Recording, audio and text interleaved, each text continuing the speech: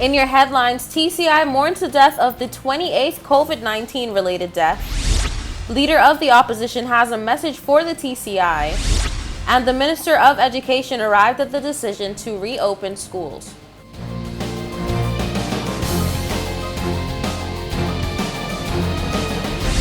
From the PTV Broadcasting Headquarters in Providenciales, your number one source for news, I'm Erica Pinales delivering the latest from across the country this Thursday, January 13th, 2022, right to your door. Newswatch starts now. On January 12, 2022, InterHealth Canada Turks and Caicos Islands Hospital is saddened to announce the country's 28th COVID-19 related death. An elderly patient with chronic medical conditions admitted with the COVID-19 disease worsened and passed away at the Cockburn Town Medical Center in Grand Turk on Tuesday, January 11, 2022. The patient had received 2 doses of the COVID-19 vaccine but had not yet received a booster dose. The next of kin have been notified. This is all the information we have regarding the death currently, but in the meantime, the Turks and Caicos Hospital and the Ministry of Health wish to remind the general public to practice the relevant public health measures to suppress the spread of COVID-19. The press release says that, quote, "If you have symptoms suggestive of COVID-19, please take all safety precautions and stay at home unless you are seeking to take a COVID-19 test," end quote. For further information, they say to please contact the Ministry of Health COVID-19 hotlines on 232-9444 or 333-0911. If your symptoms are encouraged to strongly consider taking the COVID-19 vaccine and, if eligible, the booster shot.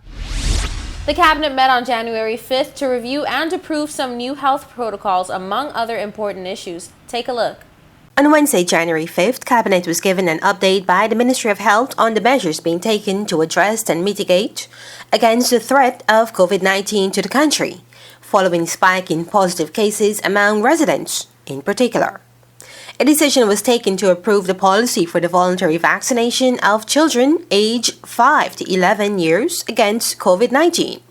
This is in line with the UK Joint Commission on Vaccination and Immunization Guidelines and is in response to an increase in positive cases recorded in TCI among children. Members also approved an extension of the existing COVID-19 measures and protocols, which will come into effect from 5 a.m. on February 14th of January, unless otherwise stated, and it will remain in place until the 28th of February. They agreed that only patrons who are fully vaccinated or have a negative COVID-19 test within 24 hours are permitted to enter restaurants, bars, nightclubs, discotheques, and attend religious events and funerals. And this regulation applies to those 12 years of age and above. Meanwhile, in non-COVID news, Cabinet members approved a formal political commitment with the European Union Code of Conduct Group on business taxation on the issues raised by the Forum of Harmful Tax Practices and approved by the Ministry of Finance to source external consultancy to provide support in the deployment of the Economic Substance Framework. Also in line with the process under the provisions of the Public Procurement Ordinance, Cabinet has reapproved the Procurement Board's recommendation on the award of contract for the Belfield Landing dredging. For PTV News Watch, I'm Delana Isles. It's time for a quick break. More News Watch when we return.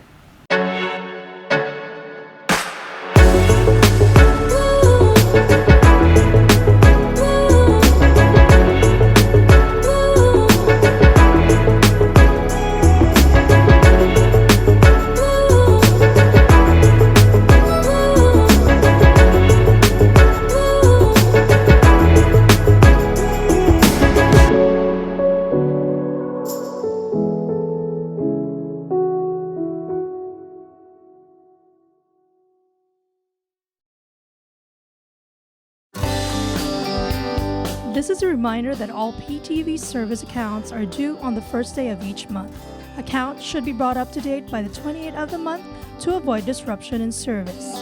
Payments may be made on our office at Stubbs Diamond Plaza, Providenciales, Mides Plaza, North Caicos, and Airport Road in South Caicos. Payments may also be made online using Scotiabank, CIBC First Caribbean Bank, and Royal Bank of Canada. Please allow 3 business days for online payments to be processed. We thank you for your cooperation.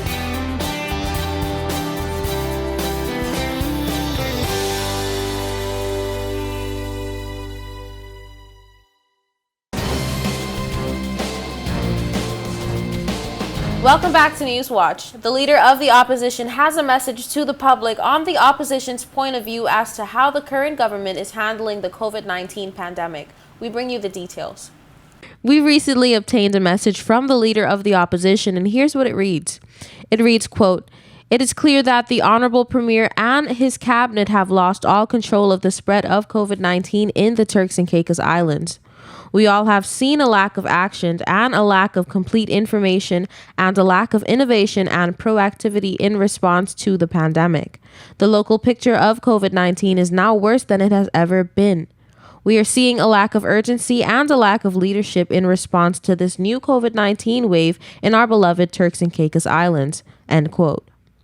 The message says that the daily numbers of the COVID dashboard remain alarmingly high, and quote, "Making things worse is the fact that the reported numbers do not include the lateral flow COVID positives, which are roughly 4 times higher than the daily reported positive numbers of the dashboards." End quote. The message states that, quote, "It is suspected that for every 1 case reported on the dashboard, 5 lateral flow COVID-19 positives go unreported and not positive persons not followed up or monitored. Also, there is no requesting of contacts to report for testing, no compliance or enforcement of regulations being carried out, and they are not visible as complaints are being heard by the public at large." End quote. The message reads, quote, "It is also very alarming to hear the government now resorting to handling the responsibility of the management of the pandemic to the individual person, as they are now vigorously pushing this personal responsibility tagline." End quote. The message also says that, quote, "COVID-19 is a public health disease which caused a global pandemic. Hence, it is the responsibilities of all governments in all countries for public health. Our elected government has to bear the responsibility of safeguarding our citizens and borders, make decisive, timely, and proper decisions, strengthen the country's public health response, prevent the spread, and increase and improve the treatment and care options. This is the elective government's work, not the personal responsibility of our citizens." End quote. The message continues, quote, "It is evident that the government is suffering from decisivophobia, which is the irrational fear of making decisions. With all the advances and information available, with all the infrastructure that has to be put in place, lab PCR testing, high dependency units, oxygen generators, vaccine availability, epidemiological software, private providers lab testing, approved rapid COVID-19 testing, travel portal, proven compliance, and viral spread mitigating measures. The Honorable Premier and his cabinet responds shamefully underperforming in their response to the work they said that they came for. They are definitely not ready for the pandemic work." End quote. Said message also elucidated the following. The Honorable Premier and his cabinet has not provided for the increase and expansion of healthcare professionals in the Turks and Caicos Islands to prevent the responsibility overwhelming of the healthcare system. The government has not learned from the first 2 waves of the pandemic and has not been proactive, anticipating possible future outbreaks and increase in positive COVID-19 cases and preparing for the occurrence ahead of time like we do each year for hurricane season." End quote. It says, quote, "The government has not expanded government operating testing facilities, in particular in Grand Turk, who is now receiving cruise ship passengers. By now, a testing site should have been placed near the cruise center. The government has not implemented any life-saving early treatment options that have been approved and are available. The government has not made proper adjustments to the country's COVID-19 mitigating measures that can prevent high increases in viral spread and hospitalizations while protecting livelihoods. The government has not provided complete and timely information to our people. The government has not expanded the availability of face masks like was done with condoms during the peak of the AIDS epidemic, where condoms were made freely available in all public places. The government has not increased policing and compliance activities, which now appears to be non-existent. The government has been slow to respond and to make suitable adjustments to the measures before and further progressing of the spread of the virus. The government has been inconsistent in the restrictions that are in place, preventing and closing down some forms of gatherings while allowing others which have potential of being a super spreader event. The government has not any advancements to the monitoring and tracking of COVID-19 positive persons.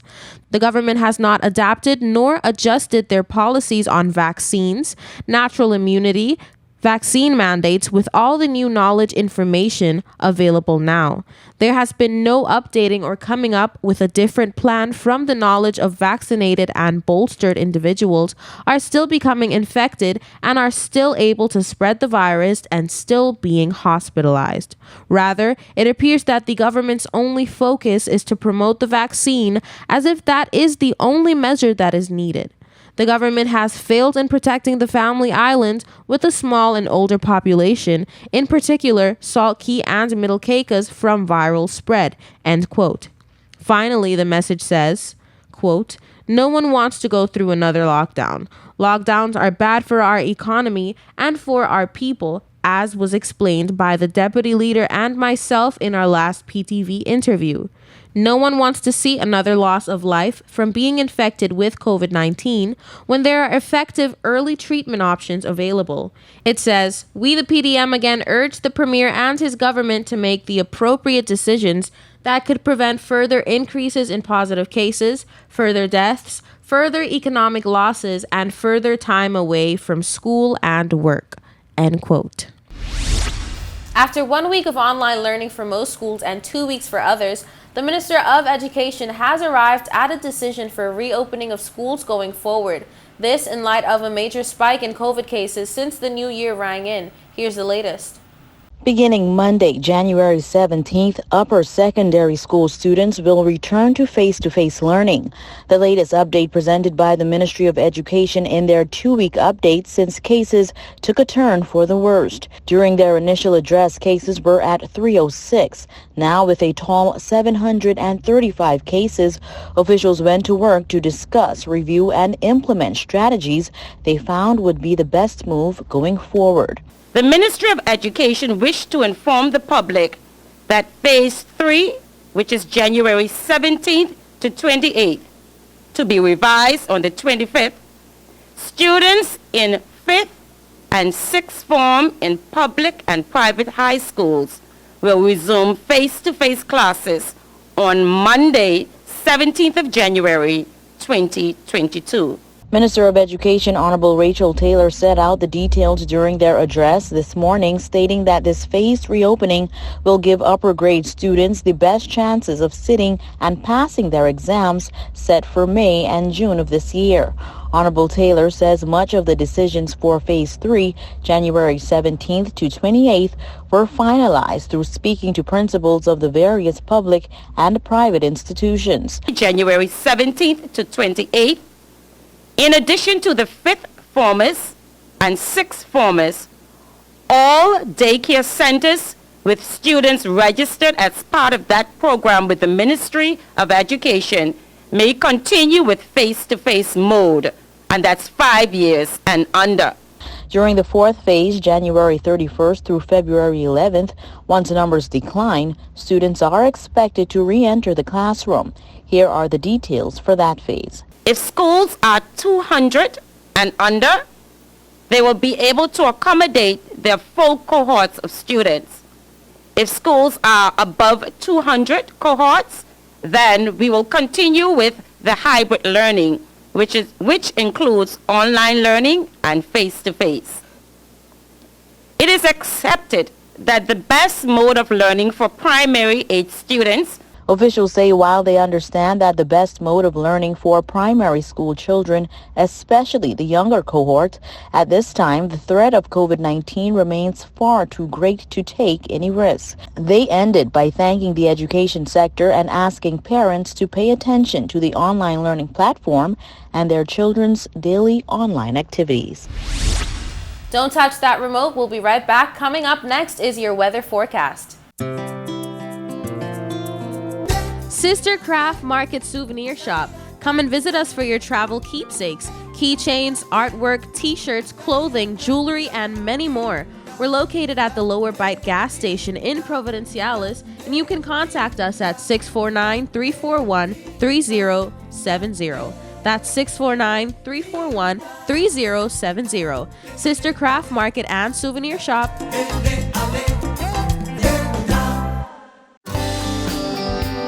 This is a reminder that all PTV service accounts are due on the first day of each month.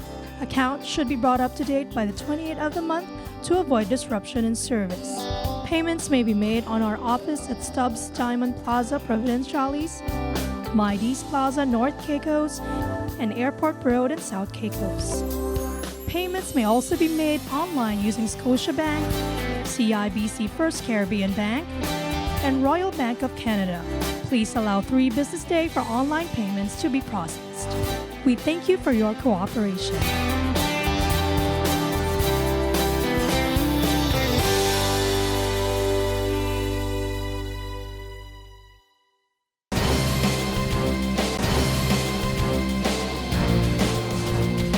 Welcome back to Newswatch. Here's the latest in your weather forecast. Here's your weather forecast for January 14th, 2022.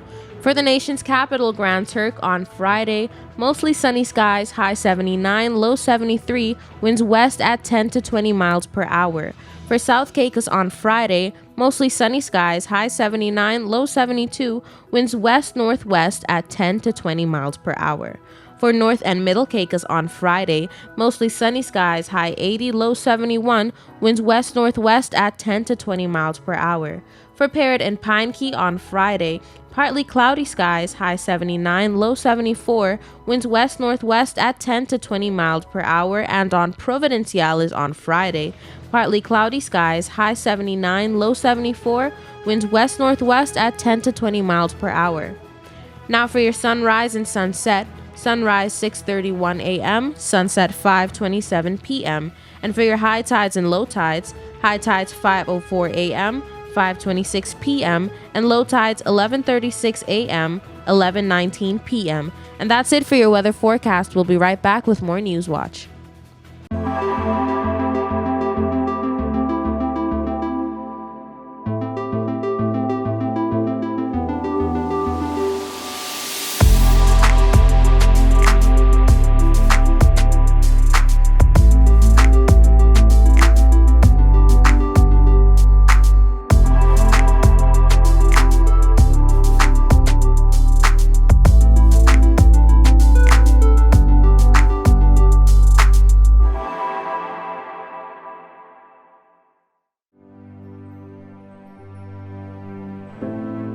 Here at People's Television, we're more than just your leading news and entertainment services. We are spreading the gospel.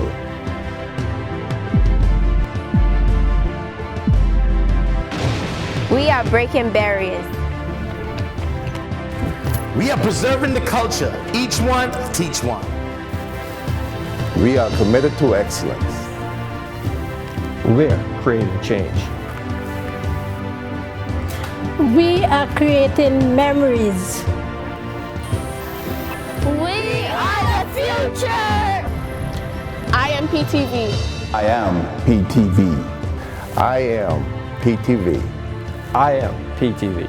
We are PTV. We are continuing the legacy. We are PTV.